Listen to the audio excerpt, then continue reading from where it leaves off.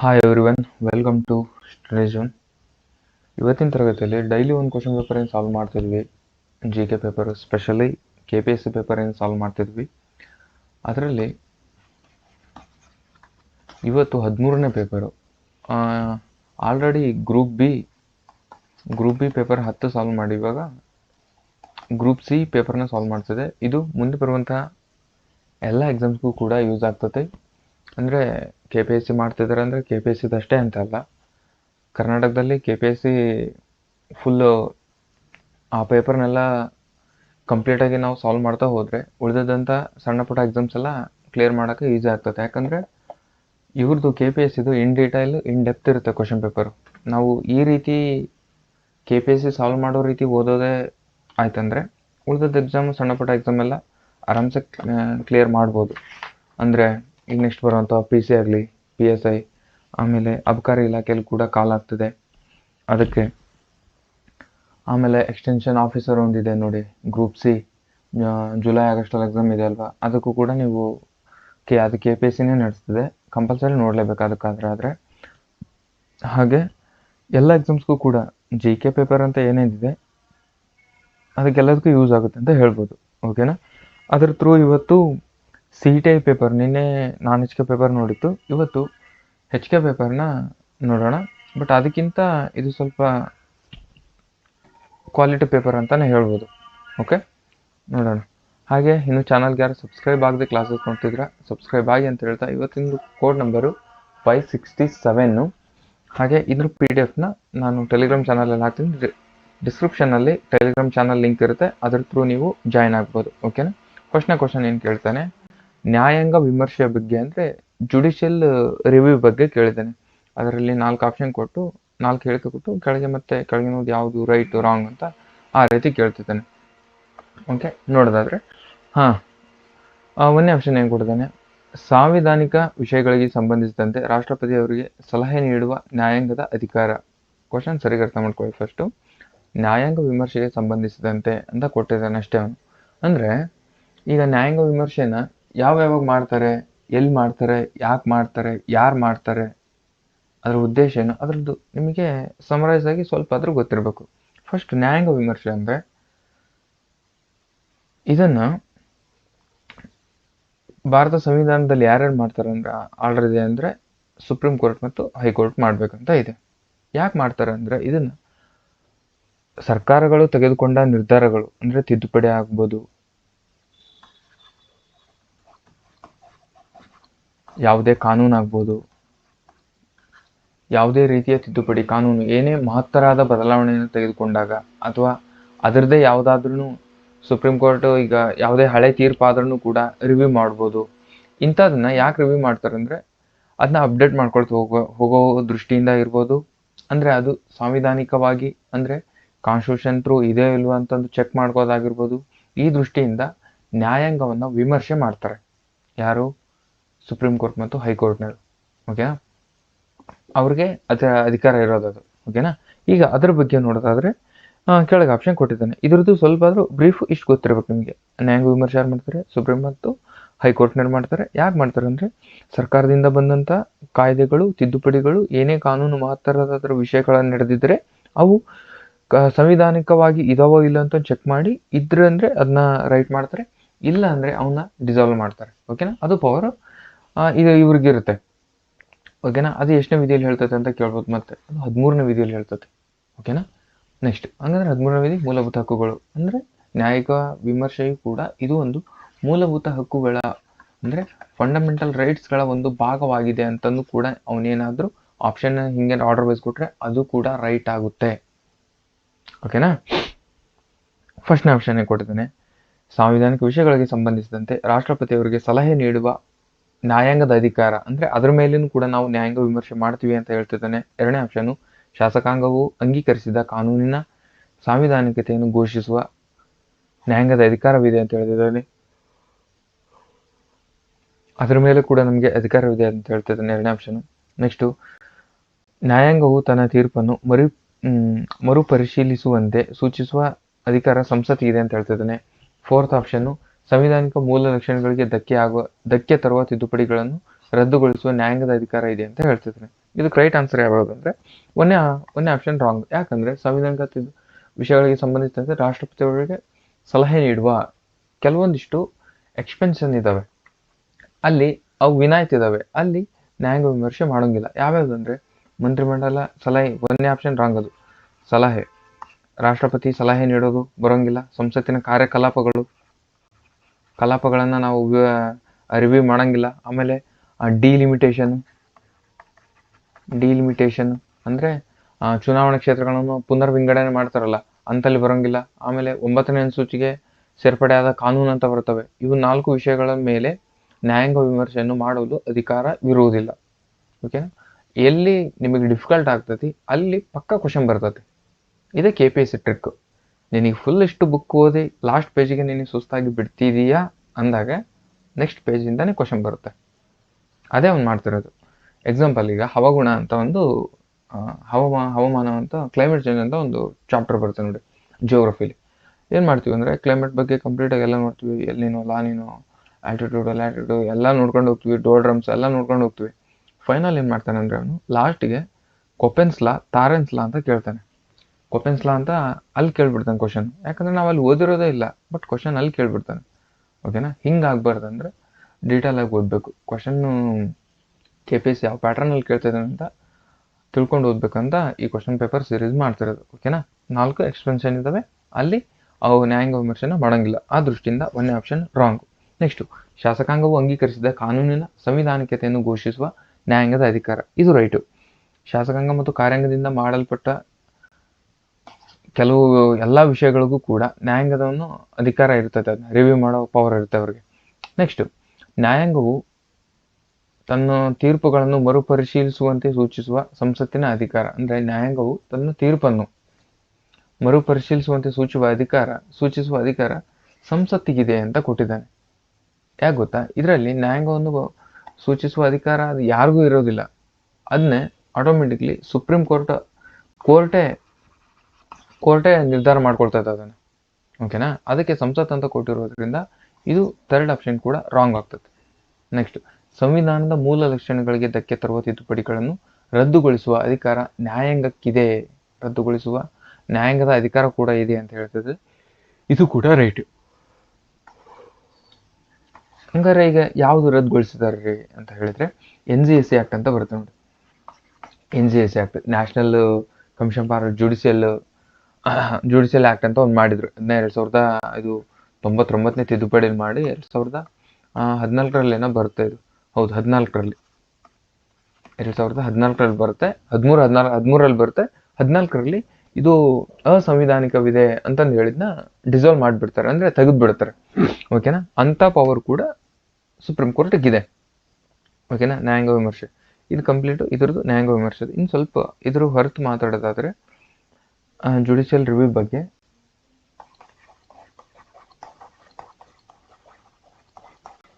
ನ್ಯಾಯಾಂಗ ವಿಮರ್ಶೆ ಇದನ್ನ ಎಲ್ಲಿಂದ ಇನ್ನು ಕಾಣ್ಬೋದು ಅಂದ್ರೆ ಇದನ್ನ ಅಮೆರಿಕ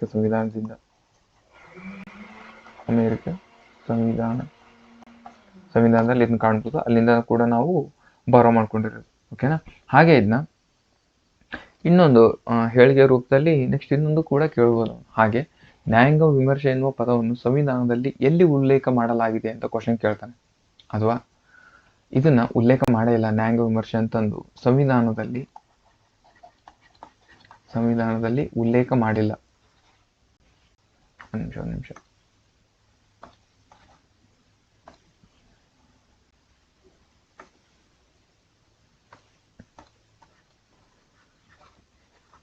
ಉಲ್ಲೇಖ ಮಾಡಿಲ್ಲ. ಓಕೆನಾ? ಆಮೇಲೆ ಸಂಸತ್ತಿನ ಯಾವುದೇ ಕಾನೂನನ್ನು ಅಸಿಂಧು ಎಂದು ಘೋಷಿಸುವ ಅಧಿಕಾರ ಸರ್ವೋಚ್ಚ ನ್ಯಾಯಾಲಯಕ್ಕಿದೆ ಅಂತ ಹೇಳ್ತಾರೆ. ಸಂವಿಧಾನದ ಈಗ ಸಂಸತ್ತಿನ ಯಾವುದೇ ಕಲಾಪಗಳನ್ನು, ಸಂಸತ್ತಿನ ಯಾವುದೇ ಕಾನೂನನ್ನು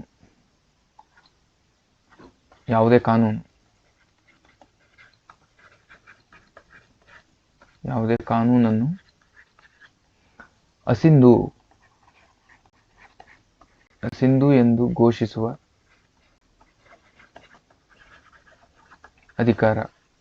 ಅಧಿಕಾರ ಸುಪ್ರೀಂ ಕೋರ್ಟ್ಗಿದೆ ಅಂತಂದು ಎಷ್ಟನೇ ವಿಧಿಯಲ್ಲಿ ಹೇಳ್ತಾರೆ ಅಂತ ಕೂಡ ಕೇಳ್ಬೋದು.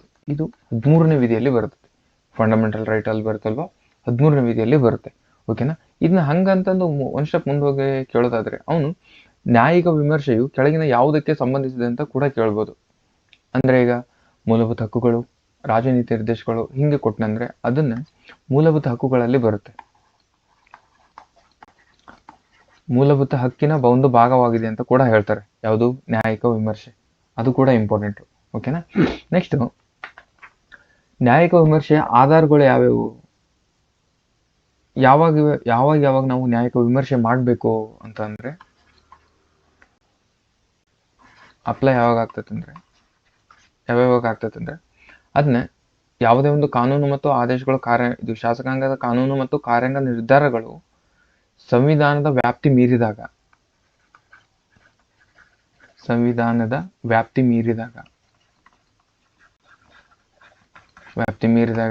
ನೆಕ್ಸ್ಟ್, ಆಮೇಲೆ ಸಂವಿಧಾನದ ಉಪಬಂಧಗಳಿಗೆ ವಿರುದ್ಧವಾಗಿದ್ದಾಗ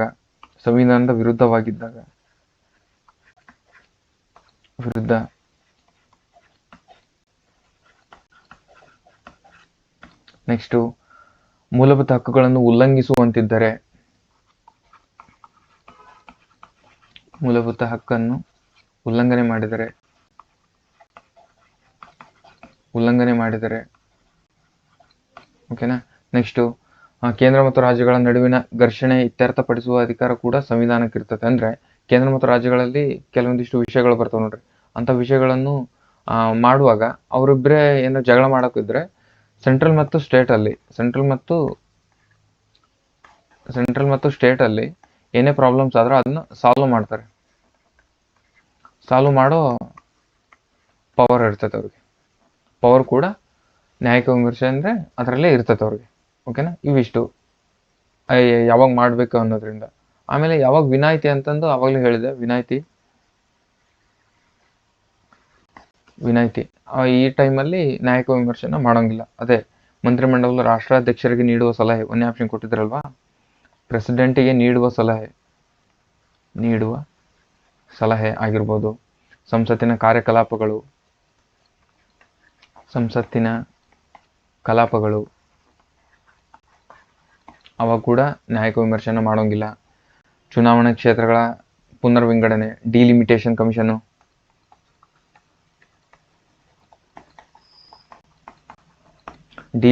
ಮಾಡಿದಾಗೂ ಕೂಡ ಅದ್ ಮಾಡೋಂಗಿಲ್ಲ. ನೆಕ್ಸ್ಟ್, ಆಮೇಲೆ ಇನ್ನೊಂದು ಹೇಳಿದೆ, 9ನೇ ಅನುಸೂಚಿಯಲ್ಲಿ ಸೇರ್ಪಡೆಯಾದ ಕಾನೂನುಗಳಿಗೂ ಕೂಡ ಇದನ್ನ ನ್ಯಾಯಿಕ ವಿಮರ್ಶೆ ಮಾಡೋಂಗಿಲ್ಲ. 9ನೇ ಅನುಸೂಚಿ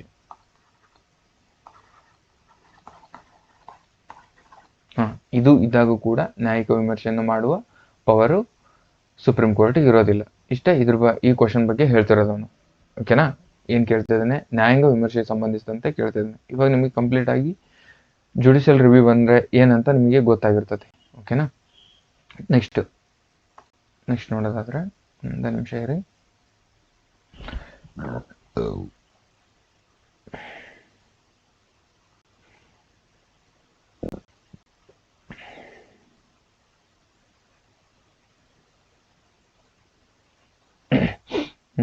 ನೆಕ್ಸ್ಟ್ ಒಂದನೇ ಕ್ವಶನ್ ಎಷ್ಟಾಯ್ತಪ್ಪ?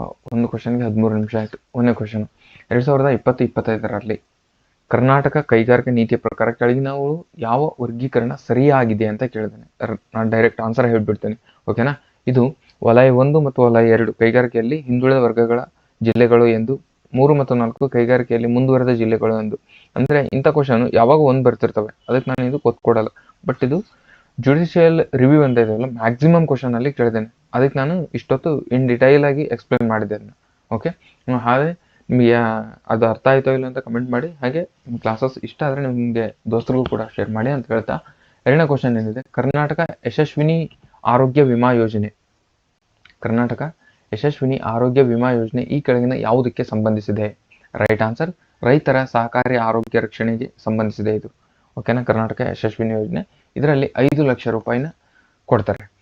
ಕೆಳಗಿನವುಗಳಲ್ಲಿ ಯಾವುದು ಕರ್ನಾಟಕ ಒಳನಾಡಿನ ಅತ್ಯಂತ ಉದ್ದವಾದ ಜಲಮಾರ್ಗವಾಗಿದೆ? ಅತ್ಯಂತ ಉದ್ದವಾದ ಜಲಮಾರ್ಗ ತುಂಗಭದ್ರಾ.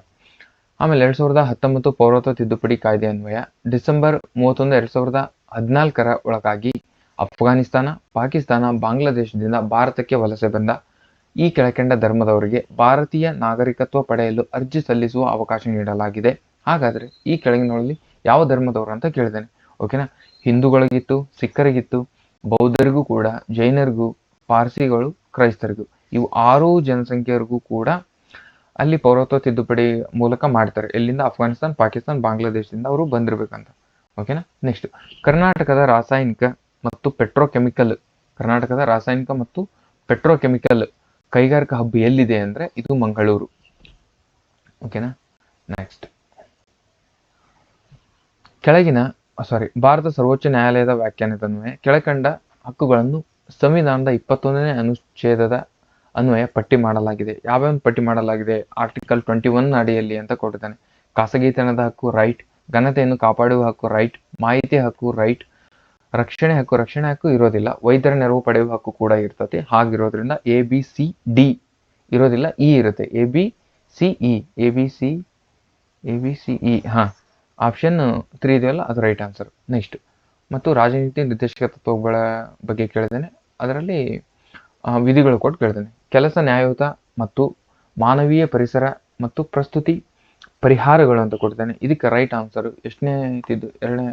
42ನೇ ವಿಧಿ. ಇದಕ್ಕೆ ಜನರ ಕಲ್ಯಾಣ ನಿಂತಿರುವುದು, ಸಾಮಾಜಿಕ ವ್ಯವಸ್ಥೆ ಭದ್ರಪಡಿಸುವುದು. ಇದು ಎಷ್ಟನೇ ವಿಧಿ ಅಂದ್ರೆ 38ನೇ ವಿಧಿ ಇದು. ಓಕೆನಾ? ಪರಿಸರ ಸಂರಕ್ಷಣೆ ಮತ್ತು ಅರಣ್ಯಗಳ ಹಾಗೂ ವನ್ಯಜೀವಿಗಳ ರಕ್ಷಣೆ ಅಂತ ಕೊಟ್ಟಿದ್ದೇನೆ.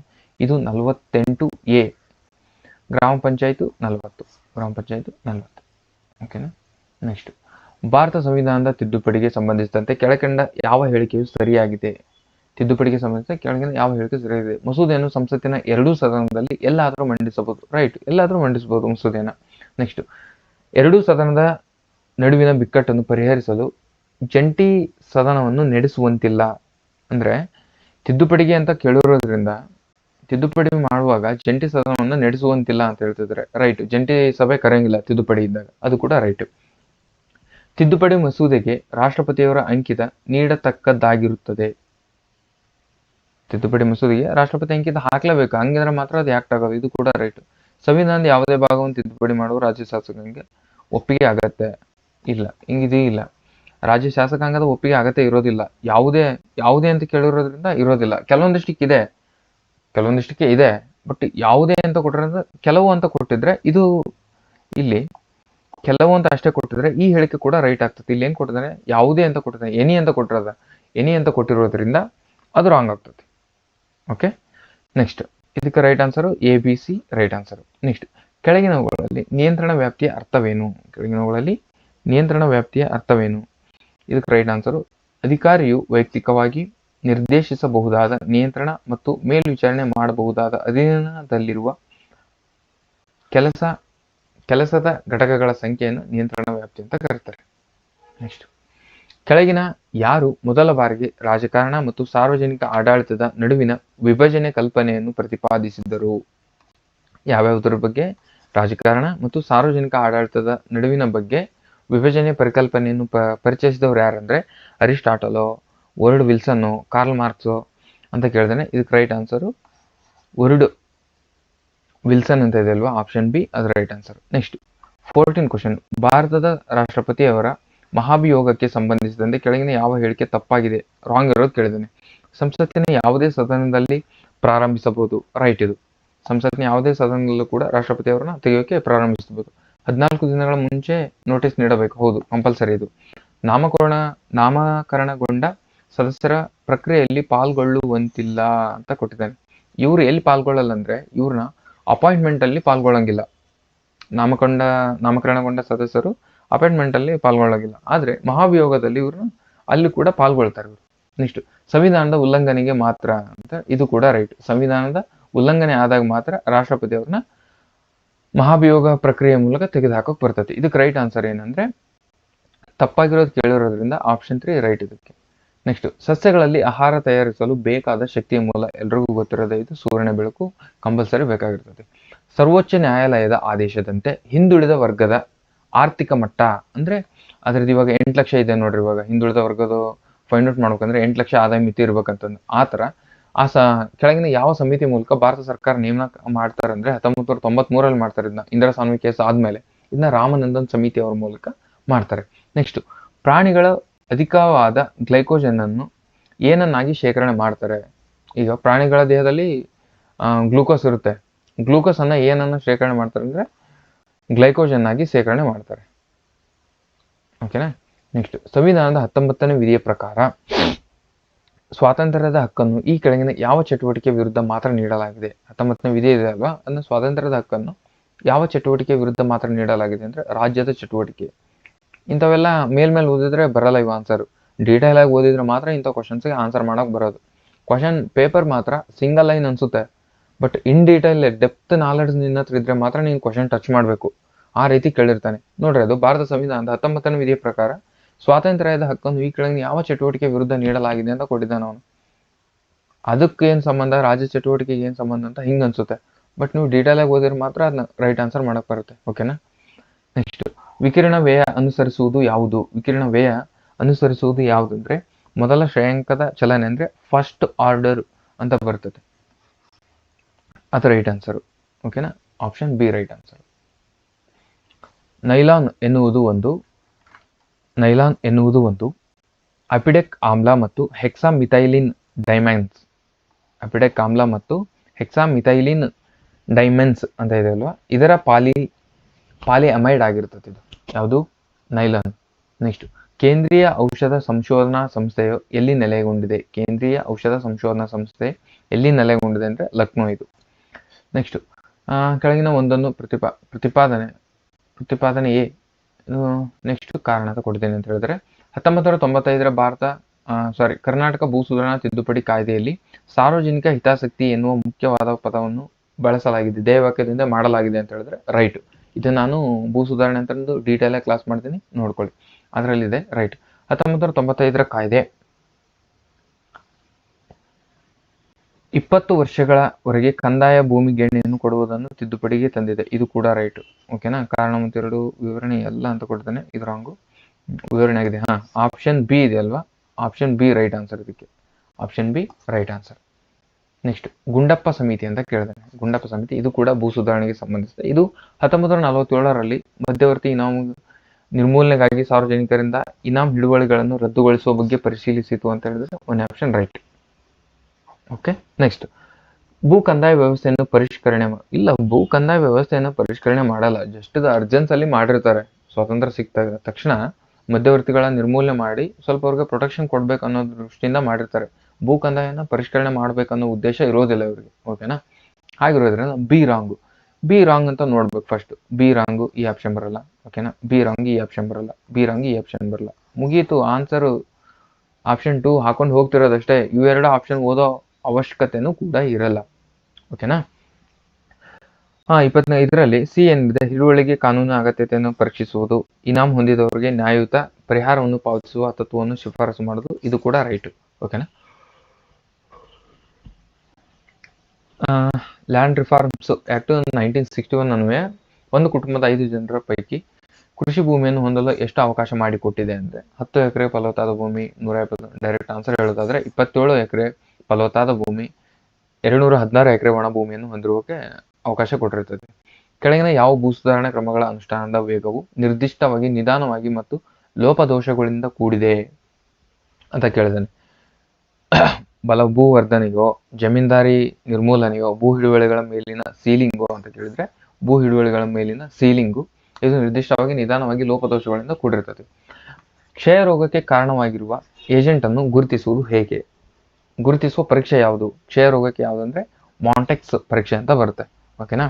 ಆಮೇಲೆ ಆಂಟಿಬಯೋಟಿಕ್ ಐತೆ ಎಲ್ಲ ಬ್ಲಡ್ ಅಲ್ಲಿ ಅಂತ ನೋಡಿದ್ರೆ ಆಂಟಿಬಯೋಟಿಕ್ ನೋಡೋದು ಯಾವ್ದಂದ್ರೆ ಎಲಿಸಾ ಅಂತ ಬರುತ್ತೆ. ಓಕೆನಾ. ತುಕ್ಕು ನಿರೋಧಕತೆ ಮತ್ತು ಪರೀಕ್ಷೆಗಾಗಿ ಯಾವ್ದಂದ್ರೆ ASLT, ಇದು ತುಕ್ಕು ನಿರೋಧಕ.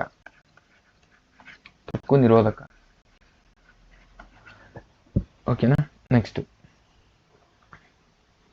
ಕ್ಷಯ ರೋಗಕ್ಕೆ ಯಾವ್ಯಾವ ಇವು ಬರ್ತಾವ ಅಂದ್ರೆ ಕ್ಷಯ ರೋಗಕ್ಕೆ ಯಾವ್ದು ಇರ್ತದೆ ಅಂದ್ರೆ ಅದ್ರ ಬ್ಯಾಕ್ಟೀರಿಯಾ ಯಾವ್ದಂದ್ರೆ ಮೈಕೋ ಬ್ಯಾಕ್ಟೀರಿಯಾ ಇರ್ತದೆ.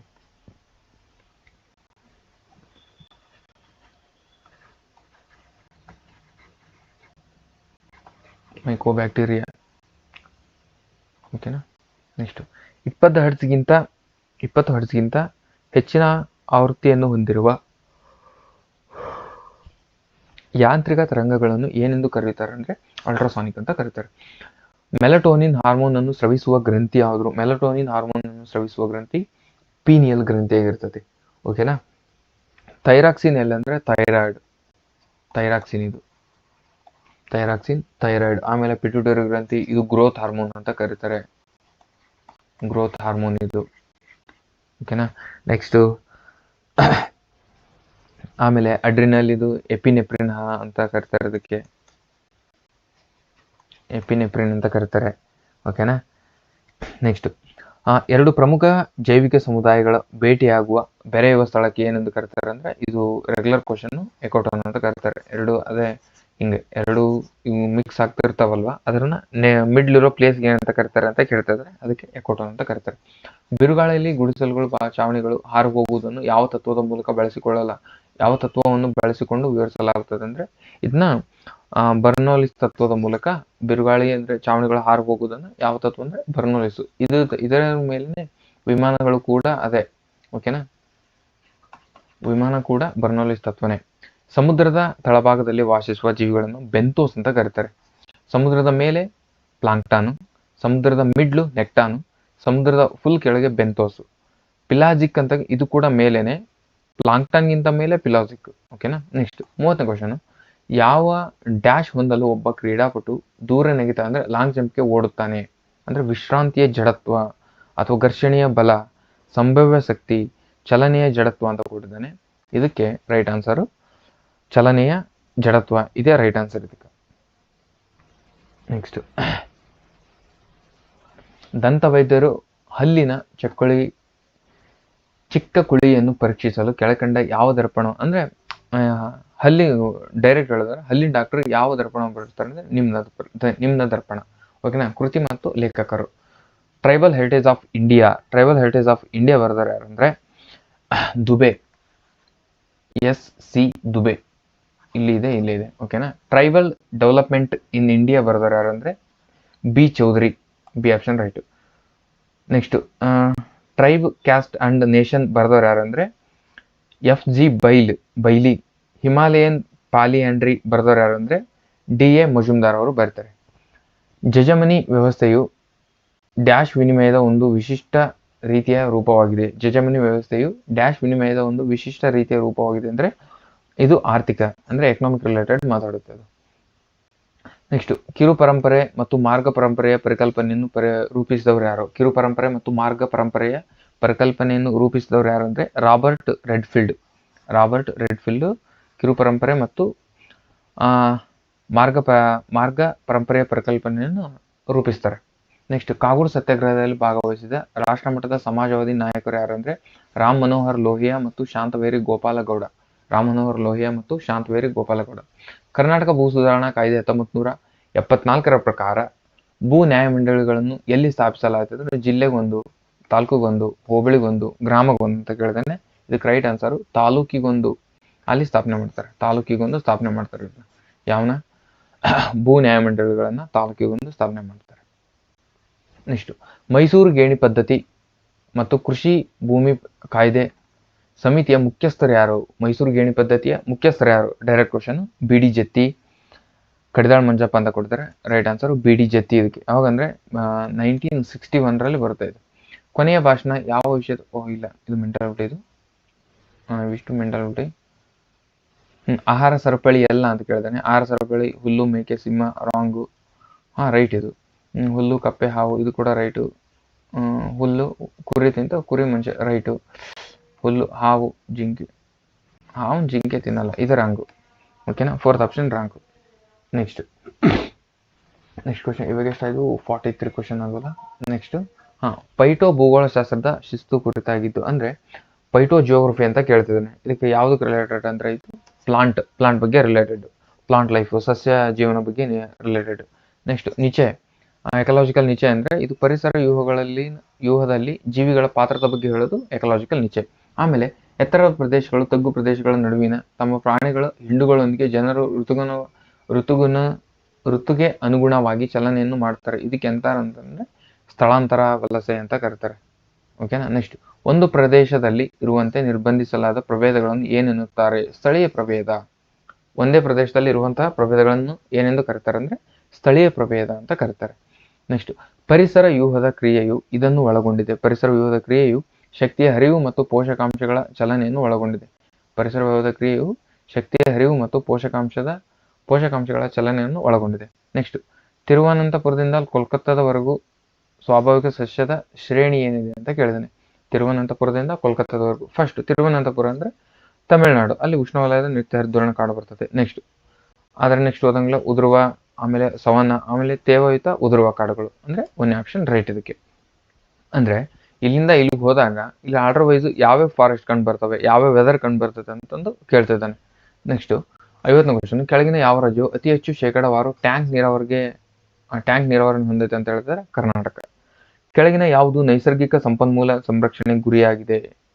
ನೈಸರ್ಗಿಕ ಸಂಪನ್ಮೂಲ ಸಂರಕ್ಷಣೆ ಗುರಿಯಾಗಿದೆ ಅಂದ್ರೆ ಆಪ್ಷನ್ ನೀವು ನೋಡ್ಕೋಬೇಕು, ನಾನು ಡೈರೆಕ್ಟ್ ಹೇಳ್ತೀನಿ. ನೈಸರ್ಗಿಕ ಸಂಪನ್ಮೂಲಗಳ ಪರಿಮಿತಿ ಮಿತ ಬಳಕೆಯು ಇದು ನೈಸರ್ಗಿಕ ಸಂಪನ್ಮೂಲ ಸಂರಕ್ಷಣೆಯ ಗುರಿಯಾಗಿರ್ತದೆ. ನೆಕ್ಸ್ಟ್, ಭಾರತದಲ್ಲಿ ಮ್ಯಾಂಗ್ರೋವ್ ಸಸ್ಯವರ್ಗ ಯಾವ ಪ್ರದೇಶದಲ್ಲಿ ಪ್ರಮುಖವಾಗಿ ವಿಸ್ತರಣೆಗೊಂಡಿದೆ ಅಂದ್ರೆ ಮ್ಯಾಂಗ್ರೋವ್ ಸಸ್ಯವರ್ಗ ಯಾವ ಪ್ರದೇಶದಲ್ಲಿ ಪ್ರಮುಖವಾಗಿ ವಿಸ್ತರಣೆಗೊಂಡಿದೆ ಅಂದ್ರೆ ಸುಂದರ್ಬನ್. ಇದು ಕೂಡ ಮೆಂಟಾಲಿಟಿ. ಇದು ಇತ್ತೀಚೆಗೆ ಪತ್ತೆ ಮಾಡಲಾದ ಲೆಗ್ಯೂಮ್ ಗುಂಪಿಗೆ ಸೇರಿದ ನೈಟ್ರೋಜನ್ ಸ್ಥಿರೀಕರಣ ಬ್ಯಾಕ್ಟೀರಿಯಂ ಇದು ಒಂದು ಏನು ಅಂತ ಕೇಳಿದಾನೆ. ಯಾವುದು? ಲೆಗ್ಯೂಮ್ ಅಂತ ಸೇರುವ ಅದು ನೈಟ್ರೋಜನ್ ಸ್ಥಿರೀಕರಣ ಬ್ಯಾಕ್ಟೀರಿಯಂ ಇದು ಒಂದು ಏನು ಅಂತ ಕೇಳಿದಾನೆ. ಅಂದ್ರೆ ಇದು ಎಲ್ಲಿರುತ್ತೆ ಅಥವಾ ಏನು ಅದ ಅಂತ ಕೇಳ್ತಿದ್ದಾನೆ. ಯಾವುದು? 53 ಕ್ವಶನ್. ಇದಕ್ಕೆ ರೈಟ್ ಆನ್ಸರ್ ಏನಂದ್ರೆ ಆಪ್ಷನ್ ಏನ್ ಕೊಟ್ಟಿದ್ದಾನೆ? ರೈಜೋಬಿಯಂ ಕೊಟ್ಟಿದ್ದಾನೆ, ಅಜಿಟೋಬ್ಯಾಕ್ಟರ್. ರೈಟ್ ಆನ್ಸರ್ ಅಜಿಟೋಬ್ಯಾಕ್ಟರ್ ಇದಕ್ಕೆ. ಇದು ಮೆಂಟಾಲಿಟಿ. ನೆಕ್ಸ್ಟ್, ರೋಗ ನಿದಾನ ಶಾಸ್ತ್ರವು ಯಾವುದರ ಅಧ್ಯಯನ ಮಾಡ್ತದೆ? ರೋಗ ನಿದಾನ ತಡ್ರಿಪ್ಪ. ಎಟಿಲೋಜಿಯೋ ರೋಗ ನಿದಾನ ಶಾಸ್ತ್ರ ಯಾವ್ದನ್ನ ಅಧ್ಯಯನ ಮಾಡ್ತದೆ? ಅತಿಥಿಯ ರೋಗ. ಇದಕ್ಕೆ ರೈಟ್ ಆನ್ಸರ್ ಯಾವ್ದಂದ್ರೆ ಬಿ, ರೋಗಕಾರಕ ಅಂತಿದಲ್ಲ ಅದ್ರ ಬಗ್ಗೆ ಅಧ್ಯಯನ ಮಾಡುತ್ತೆ.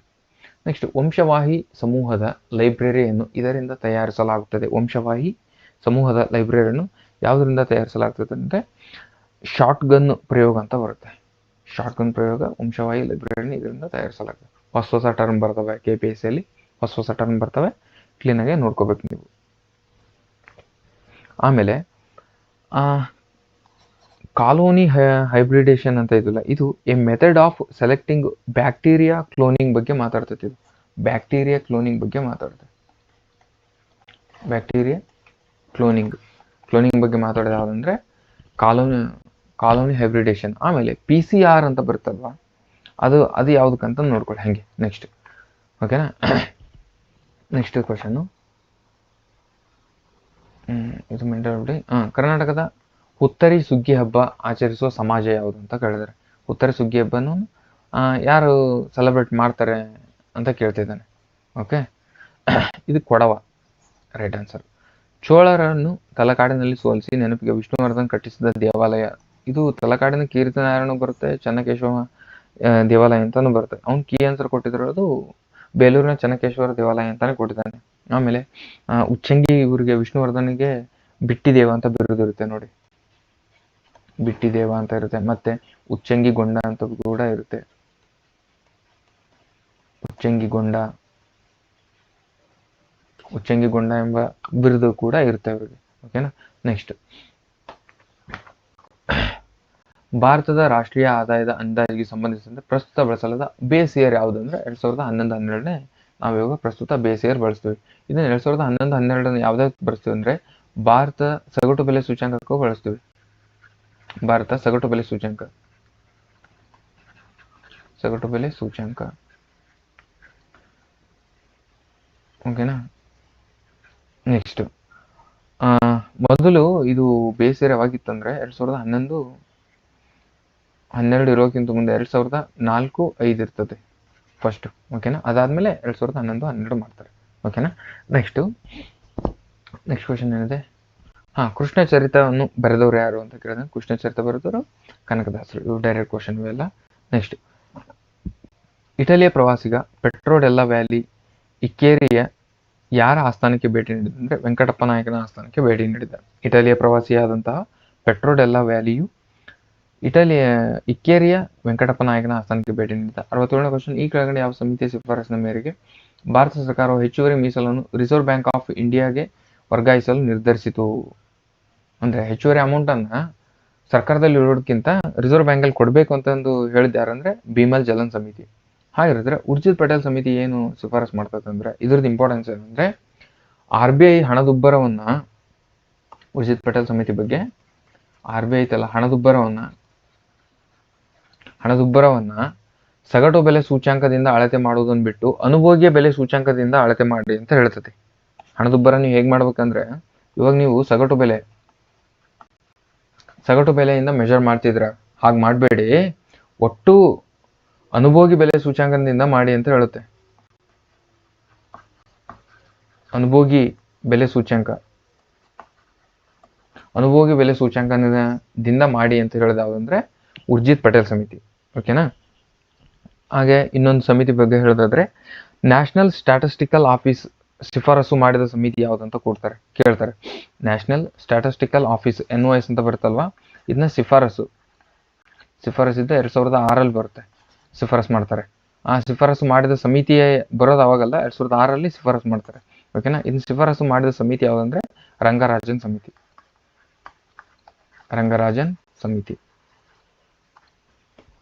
ಓಕೆ, ನೆಕ್ಸ್ಟ್, ಯಾವ ವರ್ಷದಲ್ಲಿ ಪರಿಣಾಮಕಾರಿಯಾಗಿ ಆದಾಯ ಕೊರತೆಯನ್ನು ಪರಿಚಯಿಸಲಾಯಿತು? ಎಫೆಕ್ಟಿವ್ ರೆವಿನ್ಯೂ ಡಿಫಿಸಿಟ್ ಯಾವಾಗ ಪರಿಚಯಿಸಲಾಯಿತು ಅಂತ ಕೇಳಿದ್ರೆ 2012 ಪರಿಚಯಿಸಲಾಗ್ತದೆ.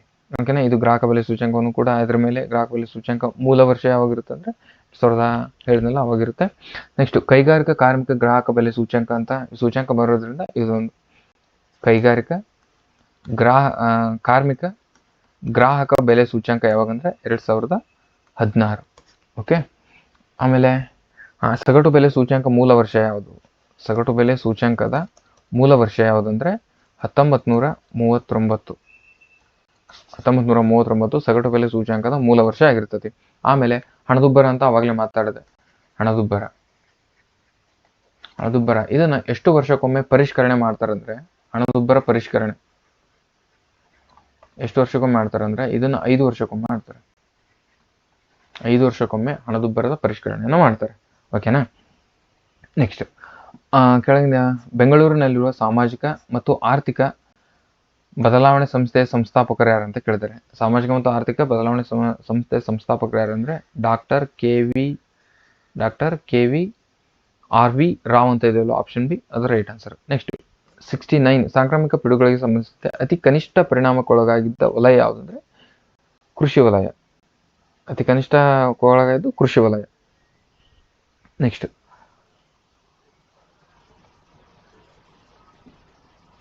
ಮೂಲ ಸೌಕರ್ಯಗಳ ಒಪ್ಪಂದ PPP ಅಂದ್ರೆ ಪಬ್ಲಿಕ್ ಪಾರ್ಟ್ನರ್ಶಿಪ್, ಅದರೊಳಗೆ ಉಪಯುಕ್ತವಲ್ಲದ ಸಮಸ್ಯೆಗಳನ್ನು ಪರಿಹರಿಸುವ ಯಾವ ಮಸೂದೆಯನ್ನು ಅಂಗೀಕರಿಸಲು ಪ್ರಸ್ತಾಪಿಸಲಾಗಿತ್ತು ಅಂದ್ರೆ ಇದು ಕರೆಂಟ್ ಅಫೇರ್ಸ್, ಸಾರ್ವಜನಿಕ ಉಪಯುಕ್ತತೆ ವಿವಾದಗಳ ಪರಿಹಾರ ಮಸೂದೆ ಅಂತ ಬರುತ್ತೆ, ಅದರ ಬಗ್ಗೆ ರಿಲೇಟೆಡ್. 70ನೇ ಕ್ವಶನ್, ಆಹಾರ ಮತ್ತು ಇಂಧನಗಳನ್ನು ಹೊರತುಪಡಿಸಿ ಎಲ್ಲಾ ಸರಕುಗಳ ಸೇವೆಗಳನ್ನು ದರ ಏರಿಕೆಯನ್ನು ತೋರಿಸುವ ಹಣದುಬ್ಬರ ಯಾವುದಂದ್ರೆ ಕೋರ್ ಹಣದುಬ್ಬರ ಅಂತ ಕರೀತಾರೆ. ಇದು ಆಹಾರ ಮತ್ತು ಇಂಧನಗಳನ್ನು ಹೊರತುಪಡಿಸಿ ಎಲ್ಲಾ ಸರಕುಗಳ ಸೇವೆಗಳನ್ನು ದರ ಏರಿಕೆಗೆ ಸಂಬಂಧಿಸುತ್ತದೆ. ಆಮೇಲೆ ಕೆಲವು ಸರಕುಗಳ ಬೆಲೆಗಳಲ್ಲಿ ಆಗುವ ಹೆಚ್ಚಳ ಅಸಮಿತಿ ಹಣದುಬ್ಬರ ಅಂದ್ರೆ ಕೆಲವು ಸರಕುಗಳ ಬಗ್ಗೆ ಮಾತಾಡೋದು ಅಸಮಿತಿ ಹಣದುಬ್ಬರ ಅಂದ್ರೆ ಸೀಕ್ಫ್ಲೇಷನ್ ಅಂತ ಕರೀತಾರೆ. ಆಮೇಲೆ ಆಹಾರ ಮತ್ತು ಇಂಧನ ಹೊರತುಪಡಿಸಿದ್ರೆ ಕೋರ್ ಹಣದುಬ್ಬರ. ಓಕೆನಾ? ಅದು ಕೂಡ ನೆನಪು ಮಾಡಲಿ ಹಂಗ. ಆಮೇಲೆ ಇನ್ನೊಂದೆರಡು ಟರ್ಮ್ ಬರ್ತವೆ ಇದರಲ್ಲಿ, ಇನ್ನೊಂದೆರಡು ಟರ್ಮ್ ಬರ್ತವೆ ರೀ. ಸ್ಟ್ಯಾಗ್ಫ್ಲೇಷನ್ ಅಂತ ಬರುತ್ತೆ. ಓಕೆನಾ? ಇದು ಏನಂದ್ರೆ ಹಣದುಬ್ಬರ ಮತ್ತು ನಿರುದ್ಯೋಗ ಪ್ರಮಾಣದ ಹಣದುಬ್ಬರನೂ ಇರುತ್ತೆ ಮತ್ತು ನಿರುದ್ಯೋಗನೂ ಇರುತ್ತೆ. ಹಣದುಬ್ಬರ ಮತ್ತು ನಿರುದ್ಯೋಗ ಪ್ರಮಾಣ ಎರಡೂ ಅಧಿಕ ಇರ್ತಾರೆ. ಇದೂನು ಹೆಚ್ಚಿಗೆ ಇರುತ್ತೆ, ಇದನ್ನು ಹೆಚ್ಚಿಗೆ ಇರುವ ಸನ್ನಿವೇಶವನ್ನು ಜಡತ್ವ ಹಣದುಬ್ಬರ, ಸ್ಟ್ಯಾಗ್ಫ್ಲೇಷನ್ ಅಂದ್ರೆ ಜಡತ್ವ ಹಣದುಬ್ಬರ ಅಂತ ಕರೀತಾರೆ. ಆಮೇಲೆ GDP ಡಿಪ್ಲೇಟರ್ ಅಂತ ಬರುತ್ತೆ. GDP ಡಿಪ್ಲೇಟರ್ ಇವೆಲ್ಲ ಇಂಪಾರ್ಟೆಂಟ್ ಟಾಪಿಕ್ಸೇ. ಓಕೆನಾ? ನೆಗ್ಲೆಕ್ಟ್ ಮಾಡ್ಕೋಬೇಡ್ರಿ. ನೀವು ಕ್ಲಾಸ್ ಕೇಳ್ಬೇಕಂತ ಹೇಳ್ತಿಲ್ಲ, ನಿಮ್ಗೆ ಈ ತರ ಆದ್ರೂ ಕೂಡ ಓದ್ಕೊಳ್ಳಿ. ಓಕೆ. ಜಿ ಡಿ ಪಿ ಡಿಪ್ಲೇಟರ್ ಇದು ಯಾವುದಂದ್ರೆ ಪ್ರಸ್ತುತ G D P, current G D P ಮತ್ತು ಸ್ಥಿರ G D P, base G D P, base G D P, current G D P ಮತ್ತು ಬೇಸ್ ಜಿ ಡಿ ಪಿಯ ನಡುವಿನ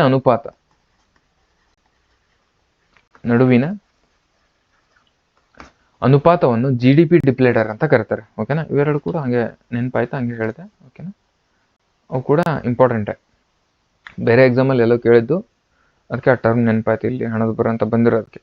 ಸರಿಯಾದ ಕ್ರಮದಲ್ಲಿ ಬಜೆಟ್ ಅನ್ನು ಜಾರಿಗೊಳಿಸುವಲ್ಲಿ ಕೆಳಗಿನ ಹಂತಗಳನ್ನು ಪರಿಷ್ಕರಿಸಿ, ಅಂದ್ರೆ ವ್ಯವಸ್ಥಿತವಾಗಿ ಹೊಂದಿಸಿ. ಫಸ್ಟ್ ಶಾಸಕಾಂಗದಲ್ಲಿ ಬಜೆಟ್ ಅನ್ನ ಇಂಪ್ಲಿಮೆಂಟ್ ಮಾಡ್ತಾರೆ. ನೆಕ್ಸ್ಟ್ ಏನ್ ಮಾಡ್ತಾರೆ, ಬಜೆಟ್ ಇಂಪ್ಲಿಮೆಂಟ್ ಆದ್ಮೇಲೆ ಸಾಮಾನ್ಯ ಚರ್ಚೆ ಮಾಡ್ತಾರೆ. ಅದು ಇಂಪ್ಲಿಮೆಂಟ್ ಫಸ್ಟ್ ಪ್ರಸ್ತುತಿ ಅಂದ್ರೆ ಇದರಲ್ಲಿ ಶಾಸಕಾಂಗದಲ್ಲಿ ಹೋಗಿಡ್ತಾರೆ, ಆಮೇಲೆ ಅದನ್ನ ಸಾಮಾನ್ಯ ಚರ್ಚೆ ಮಾಡ್ತಾರೆ, ಆಮೇಲೆ ವಿನಿಯೋಗ ಮಸೂದೆಯನ್ನು ಅಂಗೀಕರಿಸ್ತಾರೆ. ಏನೇನು ಕೊಡಬೇಕು, ಇಷ್ಟಿಷ್ಟೆಲ್ಲ ವಿನಿಯೋಗ ಕೊಡಬೇಕು ನೀವು ಅಂತಂದು ಅಂಗೀಕಾರ ಮಾಡ್ತಾರೆ. ಆಮೇಲೆ ಹಣಕಾಸು ಮಸೂದೆಯನ್ನು ಅಂಗೀಕಾರ ಮಾಡ್ತಾರೆ. ಈಗ ವಿನಿಯೋಗ, ಈಗ ನನಗೊಂದು ಈಗೇನೋ ಮನೆ ಕಟ್ಟಬೇಕು ಅಂತಂದು ಪ್ರಸ್ತುತಿ, ಇವಾಗ ಮನೆಗೆ ಮಾತಾಡ್ತಿರ್ತೀವಿ ಮನೆ ಕಟ್ಟಬೇಕಂತ, ಹಾಗೆಂದ ಮನೆಗೆಲ್ಲ ಕೂತ್ಕೊಂಡು ಚರ್ಚೆ ಮಾಡೋದು, ಹೆಂಗೆ ಕಟ್ಟೋದು, 1 ಬೆಡ್ರೂಮ್ ಬೇಕಾ, 2 ಬೆಡ್ರೂಮ್ ಬೇಕಾ, ದೊಡ್ಡ ಮನೆ ಬೇಕಾ, ಈ ಸೈಜ್ ಬೇಕಾ, ಆ ಸೈಜ್ ಬೇಕಾ, ಚರ್ಚೆ ಮಾಡೋದು. ಚರ್ಚೆ ಮಾಡಿದ್ಮೇಲೆ ಇನ್ನು ವಿನಿಯೋಗ ಅಂಗೀಕರಿಸೋದು, ಒಂದು ಫೈನಲ್ ಆಗಿ ಸ್ಟ್ರಕ್ಚರ್ ತರೋದು. ಈ ಥರ ಮನೆ ಕಟ್ಟೋಣ, 2 ರೂಮ್ ಇರಲಿ, 1 ಪೂಜೆ ರೂಮು, ಕಿಚನ್, ಹಾಲ್ ಎಷ್ಟು ದೊಡ್ಡದಿರಲಿ, ಈ ಥರ ಮುಂದೆ ಪಾರ್ಕು, ಕಾರ್ ಬಿಡೋಕ್ಕೆ ಅದೆಲ್ಲ ಇದ್ರ ಪ್ಲಾನ್ ಮಾಡೋದು. ಹಾಗಾದರೆ ಅದಕ್ಕೆ ಹಣಕಾಸು ಎಷ್ಟು ಬೇಕು, ನೆಕ್ಸ್ಟ್ ಫೈನಲ್ ಅದು ಇಷ್ಟು ದೊಡ್ಡದು ಪ್ಲಾನ್ ಮಾಡಿದ್ರೆ ಅದಕ್ಕೆ ದುಡ್ಡು ಬೇಕು, ಎಷ್ಟು ದುಡ್ಡು ಬೇಕು ಅಂತಂದು ಅದನ್ನ ಅಂಗೀಕರಿಸೋದು. ಆಮೇಲೆ ಇಷ್ಟೆಲ್ಲ ಪ್ಲಾನ್ ಮಾಡಿದ್ಮೇಲೆ ನೀವು ಒಬ್ಬರೇ ಪ್ಲಾನ್ ಮಾಡಿದ್ರಿ ಅಂತ ಅಂದ್ಕೊಳ್ಳಿ, ಆಮೇಲೆ ಅದನ್ನ ಅನುದಾನಗಳ ಬೇಡಿಕೆ ಮತದಾನ, ಆಮೇಲೆ ಮನೇಲೆಲ್ಲ ಕೇಳೋದು ಇದನ್ನ, ಹಿಂಗೆಲ್ಲ ನಾವು ಪ್ಲಾನ್ ಮಾಡಿದ್ದೀನಿ, ಮನೇಲಿ ಒಬ್ರು ಹಿರಿಯತನ ಮಾಡಿರ್ತಾರೆ ನೋಡ್ರಿ, ಅವರೆಲ್ಲ ಹಿಂಗೆ ಮಾಡಿರ್ತಾರೆ, ಹಿಂಗೆಲ್ಲ ಮಾಡಿ ನೋಡ್ರಿ ಅಂತ ನಿಮಗೆ ತೋರಿಸ್ತಿರ್ತಾರೆ ನೋಡ್ರಿ, ಹಿಂಗೆಲ್ಲ ಮಾಡಿದ್ದೀನಿ, ನೀವು ಹೆಂಗೆ ಅನ್ಸುತ್ತೆ ಅಂತಂದು. ಆಮೇಲೆ ಎಲ್ಲರೂ ನೋಡ್ತಾರೆ, ಇದು ಸ್ವಲ್ಪ ಒಬ್ಬೊಬ್ಬರಿಗೆ ಒಂದೊಂದು ಮೇಲೆ ಟೇಸ್ಟ್ ಬೇರೆ ಇರ್ತದೆ. ಒಬ್ಬೊಬ್ಬರಿಗೆ ಹಾಲ್ ಜಾಸ್ತಿ ಬೇಕನ್ಸುತ್ತೆ, ಒಬ್ಬೊಬ್ಬರಿಗೆ ಕಿಚನ್ ಜಾಸ್ತಿ, ಈಗ ಹೆಣ್ಮಕ್ಳಿಗೆಲ್ಲ ಕಿಚನ್ ದೊಡ್ಡದಿರ್ಬೇಕು ಅನ್ಸುತ್ತೆ. ಓಕೆನಾ, ಒಬ್ಬೊಬ್ಬರಿಗೆ ಹಾಲ್ ಜಾಸ್ತಿ ಇರ್ಬೇಕು, ಒಬ್ಬೊಬ್ರಿಗೆ ಟಿವಿ ಹಾಲ್ ಜಾಸ್ತಿ ಇರ್ಬೇಕು, ಹಂಗಿರ್ತದೆ. ಹಿಂಗೆಲ್ಲ ನೋಡ್ಕೊಂಡು ಅನುದಾನಗಳ ಬೇಡಿಕೆ ಮತದಾನ ಅಂದ್ರೆ ನನಗೆ ಸ್ವಲ್ಪ ದೊಡ್ಡದಾಗಬೇಕು ಸಣ್ಣದಾಗಬೇಕು ಎಲ್ಲ ಡಿಸೈಡ್ ಮಾಡ್ಕೊಂಡು, ಅಂದ್ರೆ ನನಗೆ ಇದು ಒಪ್ಪಿಗೆ ಇದೆ ಒಪ್ಪಿಗೆ ಇಲ್ಲ ಅಂತ ಹಿಂಗೆ ಡಿಸೈಡ್ ಮಾಡ್ಕೊಂಡು ಬಜೆಟ್ನ ಫೈನಲ್ ಆಗಿ ಅನೌನ್ಸ್ ಮಾಡ್ತಾರೆ. ಇದೇ ಅದನ್ನ ಆರ್ಡರ್ ವೈಸ್ ಕೇಳಿದೆ ನಾನು, ಮೇ ಬಿ ಇದು ಅರ್ಥ ಆಯ್ತು ಅಂತ ಅನ್ಕೊಟ್ಟಿದ್ದೆ. ಓಕೆ, ಇದಕ್ಕೆ ಯಾವುದು ಫಸ್ಟು ಶಾಸಕಾಂಗದ ಪ್ರಸ್ತುತಿ, ಇದು ಬರಬೇಕು, ಇದು ನೆಕ್ಸ್ಟ್ ಒಂದು ನೆಕ್ಸ್ಟ್ 2 ಬರಬೇಕು, 2 ಇದು ಒಂದರಲ್ಲೇ ಇರೋದು. Okay, option B right answer. Next, ಕರ್ನಾಟಕದಲ್ಲಿ ಹಸಿರು ತಂತ್ರಾಂಶ ಯಾವ್ದು ಸಿದ್ಧಪಡಿಸಿದ ಇಲಾಖೆ ಯಾವ್ದು ಅಂತ ಕೇಳಿದ್ರೆ, ಹಸಿರು ತಂತ್ರಾಂಶ ಮುಲಾಜಿಲ್ದ ಹಾಕ್ಬೋದು, ತೋಟಗಾರಿಕಾ ಇಲಾಖೆ, ನೀವು ಅರಣ್ಯ ಇಲಾಖೆ ಅಂತ ಕೂಡ ಅಲ್ಲಿ ಹಾಕ್ಬೋದು, ಬಟ್ 50-50 ಆನ್ಸರ್ ಇರುತ್ತೆ. ಎಲ್ಲ ಸೇವೆಗಳು 0.5% ತೆರಿಗೆ, ಇದು ಸೆಸ್ಗೆ ಯಾವುದು ಅಂದರೆ ಸ್ವಚ್ಛ ಭಾರತಕ್ಕೆ ಸೆಸ್ 0.25 ಇದೆ. ಸಹಕಾರಿ ಸಂಘಟನೆ ಸ್ವಯಂ ಪ್ರೇರಿತ ಮತ್ತು ಮುಕ್ತ ಸದಸ್ಯತ್ವವನ್ನು ಹೊಂದಿರುತ್ತದೆ, ರೈಟು. ಸಹಕಾರಿ ಸಂಘಟನೆ ಪ್ರಮುಖ ಗುರಿ ಲಾಭ ಗಳಿಸುವುದು ಇದರ ಉದ್ದೇಶವಾಗಿರುವುದಿಲ್ಲ. ಪ್ರತಿಪಾದನೆ ಎ ಮಾತ್ರ ರೈಟ್ ಆಗಿರುತ್ತದೆ, ಬಿ ರಾಂಗ್ ಆಗಿರುತ್ತದೆ. ಓಕೆನಾ, ಇದಕ್ಕೆ right answer C, A right, B wrong. Karnataka ಮತ್ತು ಸಂಸ್ಕೃತಿ ಇಲಾಖೆಯು, ಕರ್ನಾಟಕ ಸರ್ಕಾರವು ಕರ್ನಾಟಕದಲ್ಲಿ ಒನಕೆ ಓಬವ್ವನ ಜ್ಞಾಪಕಾರ್ಥವಾಗಿ ಡ್ಯಾಶ್ ರಂದು ಒನಕೆ ಓಬವ್ವ ಜಯಂತಿಯನ್ನು ಮಾಡ್ತಾರೆ ಅಂತ ಹೇಳಿದರೆ ನವೆಂಬರ್ 11 ಒನಕೆ ಓಬವ್ವರ ಜಯಂತಿಯನ್ನು ಮಾಡ್ತಾರೆ. ನೆಕ್ಸ್ಟ್ ಏನು ಕೇಳಿದ್ದೇನೆ, ಸಾರ್ವಜನಿಕ ಆರೋಗ್ಯ, ಸಾರ್ವಜನಿಕ ನೈರ್ಮಲ್ಯ ಮತ್ತು ಸಾರ್ವಜನಿಕ ಉಪಯುಕ್ತ ಸೇವೆಗಳನ್ನು ಗ್ರಾಮ ಪಂಚಾಯಿತಿಗಳಿಂದ ನಿರ್ವಹಿಸಲಾಗುತ್ತದೆ, ರೈಟು. ಕಾನೂನು ಮತ್ತು ಸುವ್ಯವಸ್ಥೆ ಪಾಲನೆ ಗ್ರಾಮ ಪಂಚಾಯಿತಿ ವ್ಯಾಪ್ತಿಗೆ ಬರುವುದಿಲ್ಲ, ಇದು ಕೂಡ ರೈಟು. ಆದರೆ ಇದಕ್ಕೆ ಲಿಂಕ್ ಇಲ್ಲ. ಇಲ್ಲಿ ಏನೋ ಮಾತಾಡ್ತಿದ್ದೇನೆ, ಸಾರ್ವಜನಿಕ ನೈರ್ಮಲ್ಯ, ಹೆಲ್ತ್ ಬಗ್ಗೆ, ಮೂಲಭೂತ ಹಕ್ಕುಗಳ ಅಂದರೆ ಬೇಸಿಕ್ ನೀಡ್ಸ್ ಬಗ್ಗೆ ಮಾತಾಡ್ತಿದ್ದಾನೆ. ಇಲ್ಲಿ ನೋಡಿದ್ರೆ ಸೀದಾ ಕಾನೂನಿಗೆ ಹೋದ, ಬಟ್ ಎರಡೂ ರೈಟೇ, ಬಟ್ ಇದಕ್ಕೆ ಇಂಟರ್ಲಿಂಕ್ ಇಲ್ಲ. ಓಕೆನಾ, ವಿವರಣೆ ಸರಿಯಲ್ಲ, ರೈಟ್, ಇದೇ ರೈಟ್, ಆಪ್ಷನ್ ಬಿನೇ ರೈಟ್. ಎ ಮತ್ತು ಆರ್ ಎರಡೂ ನಿಜ, ಆದರೆ ಆರ್ ಎಂಬುದು ಹೇಗೆ ಸರಿಯಾದ ವಿವರಣೆ ಅಲ್ಲ. ಓಕೆನಾ. ನರಸಿಂಹನ್ ಸಮಿತಿ, ಬಲವಂತರಾಯ್, ರಾಜ್ ಚಲ್ಲಯ್ಯ, ಕುಸ್ರು. ಈ ಬಲವಂತರಾಯ್ ಎಲ್ಲರೂ ಗೊತ್ತಿರುತ್ತೆ, ಪಂಚಾಯತಿಯಲ್ಲಿ ಐತಪ್ಪ, ಆಪ್ಷನ್ 4. ಓಕೆನಾ, ಬಿ ಆಪ್ಷನ್ 4 ಒಂದೇ ಇದೆ, ರೈಟ್, ಮುಗೀತು. ಆ ಕ್ವಶನ್ ಮುಗೀತದ ಅಷ್ಟೇ, ಇಷ್ಟು ಹಾಕ್ತಾ ಹೋಗ್ತಿರ್ಬೇಕು. ಓಕೆನಾ, ನಿಮಗೆ ಇದು ಎಕ್ಸ್ಪ್ಲೇನ್ ಮಾಡ್ತಿರೋದ್ರಿಂದ ನರಸಿಂಹನ್ ಸಮಿತಿ ಯಾವುದಂದ್ರೆ ಬ್ಯಾಂಕಿಂಗ್ ಸುಧಾರಣೆ ಬಗ್ಗೆ ಮಾತಾಡೋದು ನರಸಿಂಹನ್ ಸಮಿತಿ. ರಾಜ ಚಲ್ಲಯ್ಯ ಸಮಿತಿ ಯಾವುದಂದ್ರೆ ಇದು ಭಾರತದಲ್ಲಿ ತೆರಿಗೆ ಸುಧಾರಣೆಗಳ ಬಗ್ಗೆ ಮಾತಾಡೋದು ರಾಜ ಚಲ್ಲಯ್ಯ ಸಮಿತಿ. ಕೃಷಿ ಸಾಲ ವ್ಯವಸ್ಥೆಗೆ ಬಗ್ಗೆ ಮಾತಾಡೋದು ಕುಸ್ರು ಸಮಿತಿ. ಓಕೆನಾ. ನೆಕ್ಸ್ಟ್ ಸಂವಿಧಾನದ 52ನೇ ವಿಧಿ 52ನೇ ತಿದ್ದುಪಡಿ 73, 77, 86. 52ನೇದು ಇದು ಯಾವುದಕ್ಕೆ ಮಾತಾಡ್ತೈತೆ ಅಂದರೆ 6 ರಿಂದ 14 ವರ್ಷದ ಬಗ್ಗೆ ಮಾತಾಡ್ತೈತೆ. ಮಕ್ಕಳಿಗೆ ಶಿಕ್ಷಣ ಬಗ್ಗೆ ಕೊಡೋದು. ಆಮೇಲೆ 73ನೇ ತಿದ್ದುಪಡಿ ಪಂಚಾಯತು, ಪರಿಶಿಷ್ಟ ಜಾತಿ ಪರಿಶಿಷ್ಟ ಪಂಗಡದವರಿಗೆ ಮೀಸಲಾತಿ 77ನೇ ತಿದ್ದುಪಡಿ, 86ನೇ ತಿದ್ದುಪಡಿ ಇಲ್ಲ 86ನೇ ತಿದ್ದುಪಡಿ ಇದಕ್ಕೆ ಮಾತಾಡುತ್ತೆ. ಇಲ್ಲ ರಾಂಗ್ ಆಯ್ತದೆ. 52ನೇ ತಿದ್ದುಪಡಿ ಪಕ್ಷಾಂತರ, ರೈಟ್ 52ನೇ ತಿದ್ದುಪಡಿ ಪಕ್ಷಾಂತರ, 86ನೇ ತಿದ್ದುಪಡಿ 6 ರಿಂದ 14 ವರ್ಷದ ಮಕ್ಕಳಿಗೆ, ರೈಟ್. ಅದೇ ಹಂಗಂದ್ರೆ ಇದಕ್ಕೆ ರೈಟ್ ಆನ್ಸರ್ ಯಾವುದಂದ್ರೆ ಒಂದರಲ್ಲಿ ಹಾಕಿದೆ ಆಪ್ಷನ್ ಫಸ್ಟೇ ರೈಟ್. ಇದಕ್ಕೆ ಸುಧಾರಿತ ತಂತ್ರಜ್ಞಾನವನ್ನು ಬಳಸಿ ಗ್ರಾಮಗಳ ಸಮೀಕ್ಷೆ ನಕ್ಷೆಗಳನ್ನು ರಚಿಸಲು ಭಾರತ ಸರ್ಕಾರ ಜಾರಿಗೊಳಿಸಿರುವ ಯೋಜನೆ ಯಾವುದಂದ್ರೆ ಸ್ವಾಮಿತ್ವ ಯೋಜನೆ. ಯಾವ ಚಳುವಳಿಯ ನಂತರ ಕರ್ನಾಟಕಕ್ಕೆ ಗಾಂಧಿ ಪ್ರಾಂತ್ಯ ಎಂಬ ಹೆಸರು ಬಂತು ಅಂದ್ರೆ ನಾಗರಿಕ ಅವಿಧೇಯಕ ಚಳುವಳಿ, ಅಂದ್ರೆ ಸಿವಿಲ್ ಡಿಸೊಬಿಡಿಯನ್ಸ್ ಮೂವ್ಮೆಂಟ್ ಅಂತ ಬರುತ್ತಲ್ವ, ಅವಾಗನೇ 1930ರಲ್ಲಿ ಅವಾಗ ಕರ್ನಾಟಕಕ್ಕೆ ಗಾಂಧಿ ಪ್ರಾಂತ್ಯ ಅಂತ ಕರೀತಾರೆ. 1924ರಲ್ಲಿ ಬೆಳಗಾವಿ ಇದನ್ನ ಗಾಂಧೀಜಿ ಇರ್ತಾರೆ ಇಲ್ಲಿ, ಅದೆಲ್ಲರಿಗೂ ಗೊತ್ತಿರೋದು ರೆಗ್ಯುಲರ್ ಕ್ವಶನ್. ಅದು ಈಸ್ಟ್ ಇಂಡಿಯಾ ಕಂಪನಿಯು ಭಾರತದ ಯಾವ ನಗರದಲ್ಲಿ ತನ್ನ ಮೊದಲ ಕಾರ್ಖಾನೆಯನ್ನು ಸ್ಥಾಪನೆ ಮಾಡಿತು? ಈಸ್ಟ್ ಇಂಡಿಯಾ ಕಂಪನಿ ಭಾರತದ ಯಾವ ನಗರದಲ್ಲಿ ತನ್ನ ಮೊದಲ ಕಾರ್ಖಾನೆಯನ್ನು ಸ್ಥಾಪನೆ ಮಾಡಿತು ಅಂದ್ರೆ ಸೂರತ್. ಯಾವ ಭಾರತೀಯ ಸಂಸ್ಥೆ ಯುವಿಕಾ ಎನ್ನುವ ಹೆಸರಿನಲ್ಲಿ ಶಾಲಾ ಮಕ್ಕಳಿಗೆ ತರಬೇತಿ ಕಾರ್ಯಕ್ರಮವನ್ನು ನಡೆಸುತ್ತದೆ? ಯುವಿಕಾ ಅನ್ನೋದು ಭಾರತ ಬಾಹ್ಯಾಕಾಶ ಸಂಶೋಧನಾ ಸಂಸ್ಥೆ. ಬಾಹ್ಯಾಕಾಶ ಭಾರತೀಯ ಸಂಶೋಧನಾ ಸಂಸ್ಥೆ ಯುವಿಕಾ ಎನ್ನುವ ಹೆಸರಿನ ಶಾಲಾ ಮಕ್ಕಳಿಗೆ ತರಬೇತಿ ಕಾರ್ಯಕ್ರಮವನ್ನು ನೀಡ್ತಾರೆ. Next history question.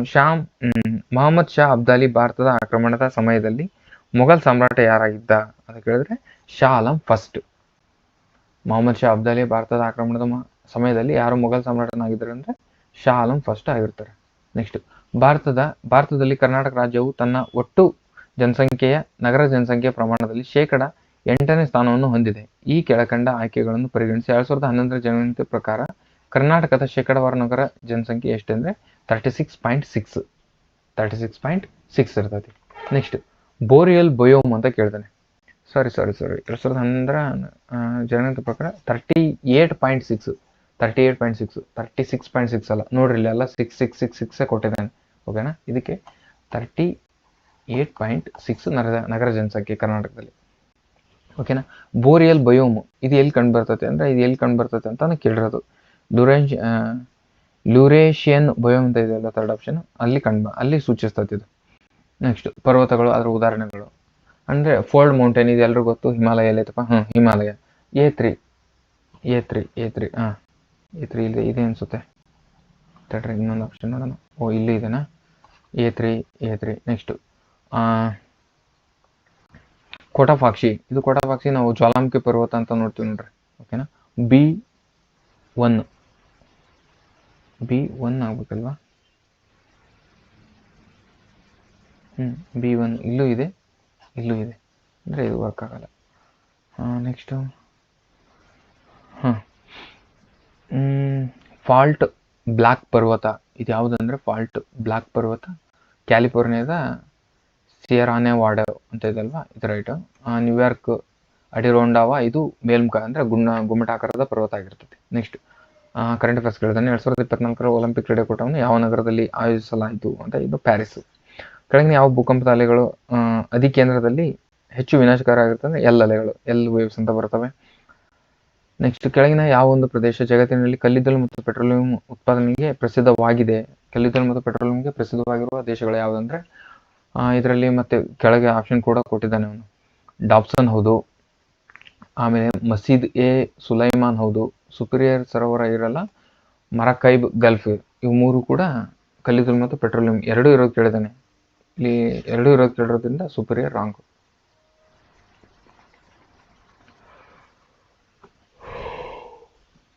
ನೆಕ್ಸ್ಟ್ ಕೆಂಪು ವಲಯ, ಹಳದಿ ವಲಯ, ನೀಲಿ ವಲಯ ಹಿಮಾಲಯದಲ್ಲಿ ಕಂಡುಬರ್ತವೆ. ಹಿಮಾಲಯವನ್ನ ಇಷ್ಟು ರೀತಿಯಲ್ಲಿ ಡೇಂಜರ್ ಝೋನ್ ಅಲ್ಲಿ ಡಿವೈಡ್ ಮಾಡ್ತಾರೆ. ಅದರಲ್ಲಿ ಯಾವ್ಯಾವುದು ಅಂತ ಕೇಳ್ತಾರೆ. ಕೆಂಪು ವಲಯ ಅಂದ್ರೆ ಡೇಂಜರ್ ಅಂತ ನಿಮ್ಗೆ ಗೊತ್ತಿರ್ತದೆ. ಓಕೆನಾ. ಹಿಮಪಾನಿತ ಹೆಚ್ಚಳವಾಗಿ ಪುನರಾವರ್ತನೆ ಆಗುವುದು, ಇದೇ ಕೆಂಪು ವಲಯ.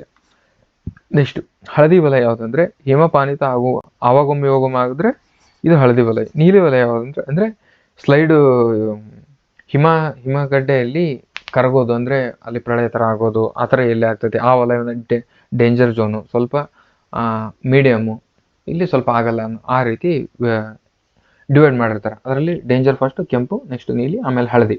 ಓಕೆನಾ. ಹಳದಿ ಇದು ಯಾವುದಂದ್ರೆ ಹಳದಿ ಇದು ಸಂರಕ್ಷಣಾ ಯೋಜನೆಯೊಂದಿಗೆ ಸಂಪರ್ಕ ಹೊಂದಿರುವ ಯೋಜನೆಯನ್ನು ಇತರ ಚಟುವಟಿಕೆಗಳನ್ನು ಅನುಮತಿಸುವುದೇ ಹಳದಿ ಯೋಜನೆ. ಇದಕ್ಕೆ ರೈಟ್ ಆನ್ಸರ್. ಈಗ ನೋಡೋದಾದ್ರೆ ಇದರಲ್ಲಿ ಒಂದನೇದು ಹಾಂ ರೈಟ್ ಆನ್ಸರ್ ಇದೆ ನೋಡಿ. ನೆಕ್ಸ್ಟ್ ಬುಡಕಟ್ಟು ಜನಗಳು ಮತ್ತು ಅದರ ಎಲ್ಲಿ ಪ್ಲೇಸಸ್ ಅಂತ ಕೇಳಿದ್ದೇನೆ. ಗಿಡ್ಗಿಸ್ ಇದು ಜಮ್ಮು ಕಾಶ್ಮೀರ. ಗಿಡ್ಗಿಸ್ ಜಮ್ಮು ಕಾಶ್ಮೀರ. ಜಮ್ಮು ಒಂದನೇದು ಇಲ್ಲಿದೆ. ಆಮೇಲೆ ಕುಕಿ ಗೊತ್ತಿರುತ್ತೆ ನಿಮಗೆ, ಮಣಿಪುರ. D3 ಇಲ್ಲಿದೆ. ಒಂದೇ ಆಪ್ಷನ್ ರೈಟ್ ಇದಕ್ಕೆ. ಓಕೆನಾ. ಗುರ್ಜರ್ಗಳು ಇವರು ಹಿಮಾಚಲ ಪ್ರದೇಶ. ಬೋಟಿಯಾ ಇವರು ಉತ್ತರಾಖಂಡ. ನೆಕ್ಸ್ಟ್ 2011ರಲ್ಲಿ ಭಾರತದ ಶೇಕಡಾವಾರು ಜನಸಂಖ್ಯೆಯಲ್ಲಿ ಬೆಳವಣಿಗೆ ದರ 17.64 ರೈಟ್. 2011ರ ಜನಗಣತಿ ಭಾರತದ 15ನೇ ಜನಗಣತಿಯಾಗಿದೆ ರೈಟ್. ಭಾರತದಲ್ಲಿ ಜನಗಣತಿಯನ್ನು 1872ರಿಂದ ನಡೆಸಲಾಗುತ್ತಿದೆ ರೈಟ್.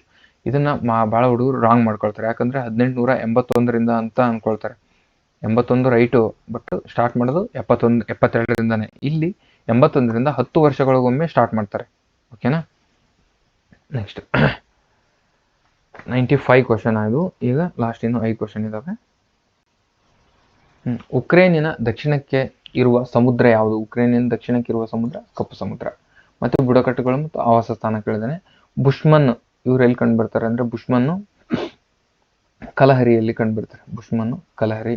ಆಮೇಲೆ ಬೋರಾ ಬುಡಕಟ್ಟು ಜನಾಂಗ ಎಲ್ಲಿ ಕಂಡು ಬರ್ತಾರೆ ಅಂದ್ರೆ ಅಮೆಜಾನ್ ಜಲಾನಯ ಪ್ರದೇಶದಲ್ಲಿ. ಪಿಗ್ಮಿ ಜನಸಂಖ್ಯೆ ಇವರು ಕಾಂಗೋ ಬೇಸಿನಲ್ಲಿ ಕಂಡು ಬರ್ತಾರೆ. ಎಸ್ಕಿಮೋ ಜನಸಂಖ್ಯೆ ಇವರು ಗ್ರೀನ್ಲ್ಯಾಂಡ್ ಅಲ್ಲಿ ಕಂಡು ಬರ್ತಾರೆ. ಇಷ್ಟು ಗೊತ್ತಿದ್ರೆ ಕೆಳಗಿಲ್ದು ಹೊಂದಿಸೋದೇನು ಪ್ರಾಬ್ಲಮ್ ಇರಲ್ಲ. ನೆಕ್ಸ್ಟ್ ಇಂಪಾರ್ಟೆಂಟ್, ಪ್ರಾದೇಶಿಕ ಹಿಂದುಳಿದ ವರ್ಗಗಳ ತಾಲೂಕು ಮಾಪನ ಪ್ರಾದೇಶಿಕ ಅಸಮತೋಲನ ಪರಿಹಾರ ಉನ್ನತ ಅಧಿಕಾರ ಸಮಿತಿ 2000ರಲ್ಲಿ ಈ ಕೆಳಗಿನ ಯಾವ ಶಿಫಾರಸನ್ನು ಮಾಡಿತು? ಡೈರೆಕ್ಟ್ ಆನ್ಸರ್ ಹೇಳ್ತೀನಿ. ಇದಕ್ಕೆ ಥರ್ಡ್ ಆಪ್ಷನ್ ರೈಟ್ ಇರುತ್ತೆ. ಪರಿಗಣಿಸಲಾದ 35 ಸೂಚಕಗಳು 5 ಮುಖ್ಯ ವಲಯಗಳೆಂದು ಮಾಡ್ತಾರಂತೆ. ಅದರಲ್ಲಿ ಕೃಷಿ, ಕೈಗಾರಿಕೆ, ಆರ್ಥಿಕ ಮೂಲ ಸೌಕರ್ಯಗಳು, ಸಾಮಾಜಿಕ ಮೂಲ ಸೌಕರ್ಯಗಳು, ಜನಸಂಖ್ಯಾ ಲಕ್ಷಣಗಳು. ಎಷ್ಟು ದೊಡ್ಡದಿದೆ ನೋಡಿ ಕ್ವಶನ್ ಇದು. ಇದ್ರ ಕಂಪ್ಲೀಟ್ ಗೊತ್ತಿದ್ರೆ ನೀವು ಮುಟ್ಬೇಕು, ಆ ಥರ ಕೇಳಿದ್ದೇನೆ. ಅದೇ ನೋಡಿ. ಓಕೆನಾ. ಆಪ್ಷನ್ನೇ ಒಂದೊಂದು ಕ್ವಶನ್ ಥರ ಇದ್ದಾವೆ. Next N2O ಸ್ಥಿರೀಕರಣ. N2O ನಲ್ಲಿ ಸಾರಜನಕದ ಸ್ಥಿರೀಕರಣದ ಸ್ಥಿತಿ ಏನು? +4. ಕರ್ನಾಟಕ ಸರ್ಕಾರ 2022-23ನೇ ಸಾಲಿನ ವಿತ್ತೀಯ ಕೊರತೆಯ ಗುರಿ ಎಷ್ಟಾಗಿತ್ತು? ಅವಾಗಿನ ಗುರಿ ಎಷ್ಟಾಗಿತ್ತು ಅಂತ ಕೇಳಿದ್ರೆ 3.26 ಆಗಿರುತ್ತೆ ಅವಾಗ 2022-23ರಲ್ಲಿ. ಈಗ 2024-25ರಲ್ಲಿ ಎಷ್ಟಾಗಿರುತ್ತೆ ಅಂದರೆ 3%. ಈಗ ನೆಕ್ಸ್ಟು 2025-26 ನೋಡ್ಬೇಕು. ನಿನ್ನೆ ಬಜೆಟ್ ಆಗಿದೆ ಅಲ್ವಾ, ಅದರ ಚೆಕ್ ಮಾಡ್ಕೋಬೇಕು. ಓಕೆ. ಐ ಹೋಪ್ ಇಲ್ಲಿವರೆಗೂ ಇದು ಯೂಸಸ್ ಆಗ್ತಿದೆ ಅಂತ ಭಾವಿಸ್ತೀನಿ. ಇನ್ನೂ ಯಾರು ಚಾನಲ್ಗೆ ಸಬ್ಸ್ಕ್ರೈಬ್ ಆಗದೆ ನೋಡ್ತಿದ್ರೆ ಸಬ್ಸ್ಕ್ರೈಬ್ ಆಗಿ, ಹಾಗೆ ನಿಮ್ಮ ಫ್ರೆಂಡ್ಸ್ಗೂ ಕೂಡ ಶೇರ್ ಮಾಡಿ ಅಂತ ಹೇಳ್ತಾ ಇಲ್ಲಿ ಕ್ಲಾಸ್ ಎಂಡ್ ಮಾಡ್ತೀನಿ. Thank you very much.